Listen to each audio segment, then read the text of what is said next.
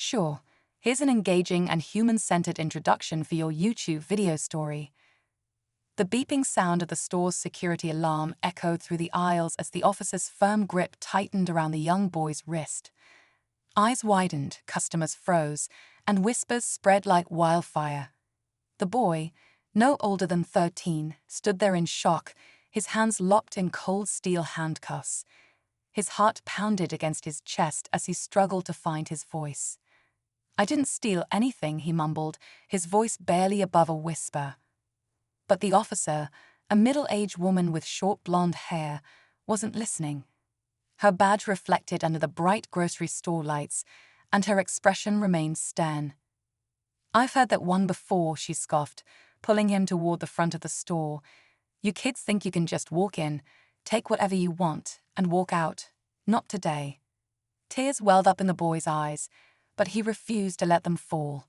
His mother always told him to stay strong, to never let anyone see him break. But how could he be strong when no one even wanted to hear him out? Shoppers kept their distance, some shaking their heads, others pulling out their phones, recording every second of the humiliating moment. Among them stood a man in a sleek black polo, watching silently from behind the shelves. His face was calm, but his eyes burned with something fierce. The officer continued walking, practically driving the boy through the store, her grip unwavering. "We'll see what your parents have to say about this," she muttered under her breath. That's when the man finally stepped forward. "Excuse me, officer," he said, his voice deep and steady. The officer barely glanced at him, waving him off like just another concerned shopper. "Sir, stay out of this," she ordered. "I caught this boy trying to steal. We're handling it." But the man didn't move. Instead, he reached into his pocket, pulled out a sleek leather wallet, and flipped it open. Inside was an ID, and with it, the truth that would change everything. A tense silence filled the store as the officer's eyes flickered between the badge in her hand and the boy standing beside her. Confusion crept onto her face. "Wait, you're his father?" she asked, her voice uncertain now. The man's lips curled into a slight, knowing smile. "That's right," he said. Then, after a short pause, he added the words that made the officer's stomach drop. "And I own this store." The room fell silent. The officer's grip loosened. The cameras kept rolling. What happened next? You won't believe how this unfolds. Keep watching to see the shocking turn of events. The officer's fingers twitched as she processed what she had just heard. The father's words lingered in the air, heavy and unshakable. A store employee, who had been watching nervously from behind the register, suddenly straightened up. He knew exactly who this man was. Everyone who worked here did. The officer hesitated before clearing her throat. "Well, I still need to check the security footage," she said, her voice slightly less firm than before. She turned toward the boy, who was staring at his father, his eyes filled with something between relief and confusion. The man, now standing inches from her, folded his arms. "Go ahead," he said calmly. "But you should have done that before you put my son in handcuffs." A few shoppers murmured to each other, and the crowd grew thicker. The store manager, a man in his late 50s with graying hair and glasses perched on his nose, hurried over. His eyes darted between the officer and the store owner, clearly sensing the tension. "Is there a problem here?" he asked, wiping his hands on his apron. Before the officer could answer, the father spoke up. "Apparently, my son was accused of stealing, but I don't recall giving permission for my own merchandise to be stolen." His voice was level, but there was no mistaking the frustration behind his words. The officer stiffened. "I received a report of suspicious activity," she said. "He was seen putting something in his pocket." The boy's face hardened. "It was my phone," he said, his voice firmer now. "I was checking a text from my mom." The officer's lips parted slightly, but no words came out. She looked at the boy, really looked at him for the first time. He was well-dressed, his sneakers were clean, and his jacket looked new. Not exactly what she had expected. The father let out a slow breath, shaking his head. "Did you even ask him before grabbing him?" His voice was lower now, filled with quiet disappointment. I was following procedure, the officer said quickly, but there was uncertainty creeping into her tone. The store manager cleared his throat. I think we should check the cameras. His voice was softer now, almost cautious. Just to be sure. The officer nodded stiffly, as if that had been her plan all along. She reached for her radio, but the father held up a hand. I'll handle it, he said. After all, this is my store. The officer stepped back, and for the first time, she realized she wasn't in control of the situation anymore. The tension in the room thickened as the crowd watched, waiting for the truth to come out. But the real question was, would the officer be ready to face it? The boy stood there, his wrists still sore from the tight handcuffs, watching as his father stepped past the officer toward the security office. His father's expression remained calm, but there was something in his eyes, something quiet yet powerful, a mix of disappointment and determination.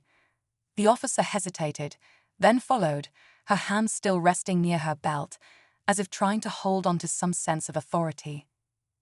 The crowd had thinned slightly, but a few customers lingered, whispering among themselves. Some shook their heads, others exchanged knowing glances.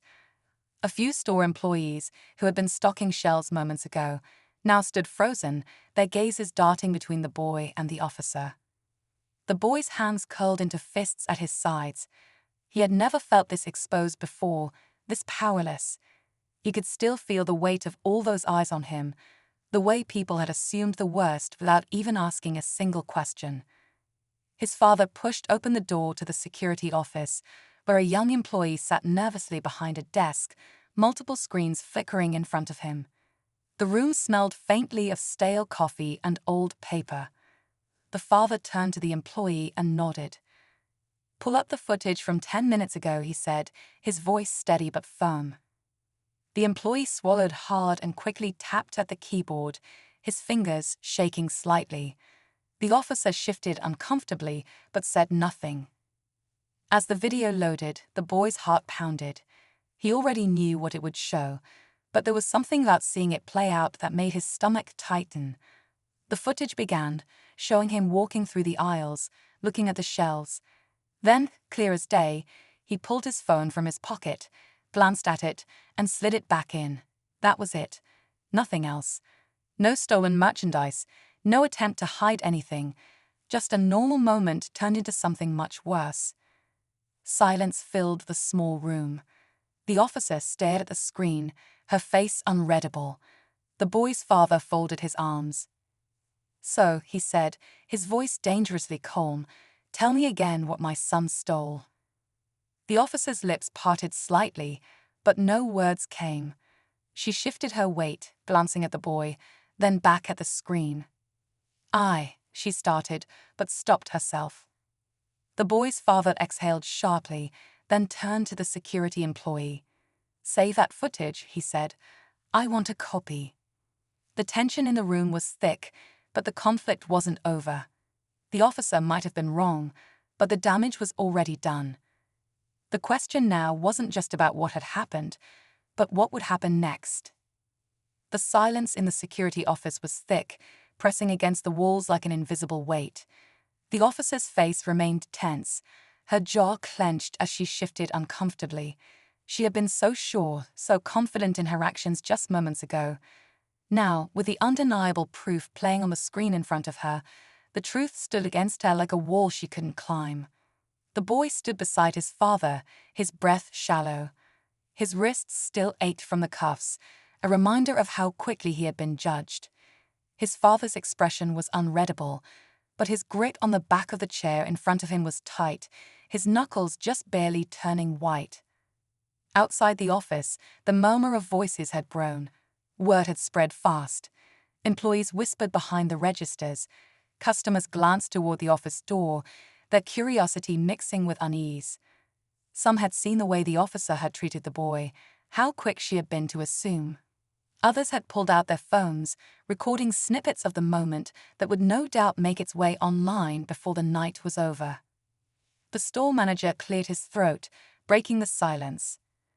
Well, he said, adjusting his glasses, his voice careful, it's clear there was a misunderstanding. The father let out a slow breath, his gaze never leaving the officer. A misunderstanding. His voice was controlled, but there was something sharper underneath. My son was humiliated in front of his entire store. He was handcuffed, treated like a criminal, and you call that a misunderstanding? The officer straightened. I was doing my job, she said, though the certainty in her voice was gone. I was responding to a report. The father's eyes darkened. And did you even ask him before grabbing him? Did you stop to think for 1 second that maybe there was another explanation? The officer's mouth opened slightly, but she hesitated. The truth was, she hadn't. She had made an assumption, one she was now realizing had been horribly wrong. The boy swallowed hard, his hands still clenched at his sides. You didn't even listen to me, he said quietly. His voice wasn't angry, just tired. You decided I was guilty before I even said a word.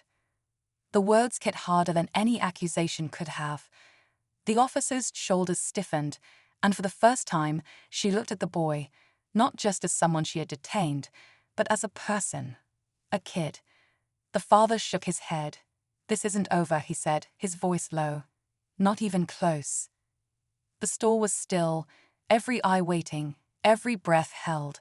The question wasn't just what would happen next, but how far this would go. The tension in the room was almost suffocating, but just as the father turned to leave, the store manager's voice cut through the silence. Wait, he said, his expression uneasy. There's something else.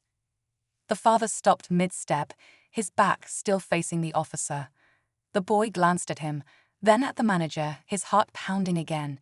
He had thought the worst was over, that the truth had been laid out for everyone to see. But something in the manager's tone made it clear. There was more to this than they had realized. The officer shifted, her expression still guarded.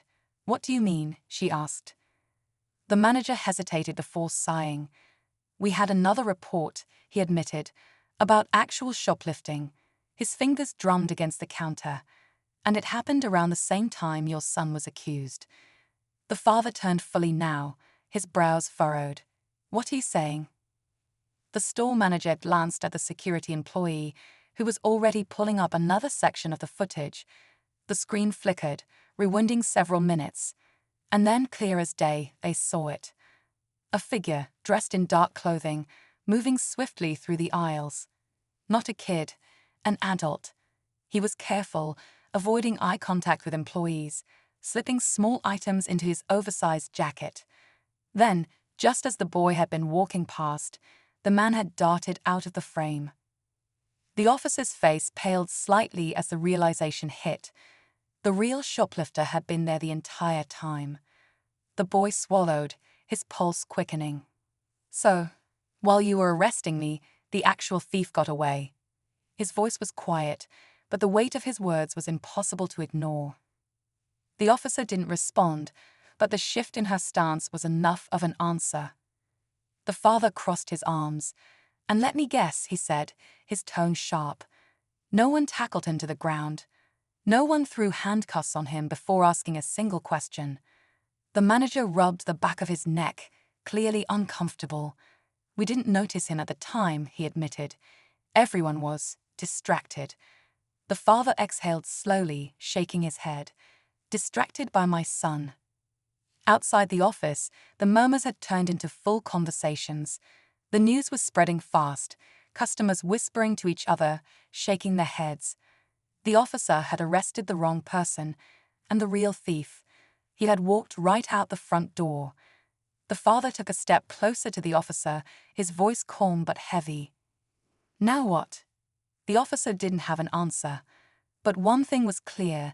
This wasn't just about one mistake anymore. This was bigger. And now, everyone knew it. The officer's grip tightened around her belt as the weight of the situation settled on her. The father's question hung in the air, thick with expectation. Outside, the store buzzed with energy. Customers whispering, employees glancing toward the office, the tension spilling into the aisles. There was no undoing what had already happened, but everyone was waiting to see what she would do next. She inhaled sharply, then turned to the store manager. Call for backup, she said, her voice lower now. We need to find him. The father scoffed. Now you want to look for him? His frustration was barely contained.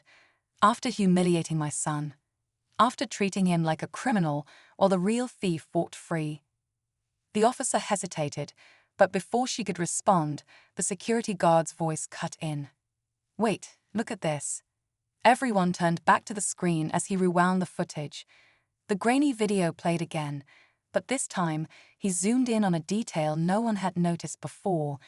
As the real thief slipped past the aisles, he reached into his jacket, not just to hide stolen goods, but to pull out something else. A key. The boy's brows furrowed. What is that? The manager leaned in, squinting. His face suddenly drained of color. That's a key to the back office. Silence fell over the room. The officer's posture stiffened. You're saying he didn't just steal from the store, he has access to the office. The manager nodded quickly, fumbling for his walkie-talkie. We keep petty cash in there. If he has that key. He didn't need to finish. The officer was already moving, pushing through the office door and rushing down the aisles, her heart pounding. The father and son followed close behind, along with the manager, their footsteps urgent against the tile floor. As they reached the back of the store, the unmistakable sound of a door creaking open sent a jolt through them. The officer drew a deep breath, stepping forward cautiously. Just beyond the hallway, a shadow moved. Then, footsteps. Fast. Hey, stop, the officer shouted, breaking into a sprint. The boy's breath caught as he watched the figure dart toward the exit. But just as the man reached the door, something unexpected happened. Another figure stepped into his path. It was one of the store employees. The thief skidded to a stop, trying to change direction, but it was too late. The officer lunged forward, grabbing his arm and pinning him against the wall as he struggled. The father stood just a few feet away, watching with a clenched jaw. The officer secured the cuffs around the thief's wrists, breathing hard. You were so busy sneaking out the front, she muttered, you didn't even notice the cameras. The store manager exhaled in relief, stepping back, but the father wasn't celebrating. He turned to the officer, his eyes sharp. That's what an arrest looks like, he said quietly. The boy felt a knot in his chest loosen. For the first time that night, justice had been served, not just for the store, but for him. As the officer led the thief away, she glanced back at the boy.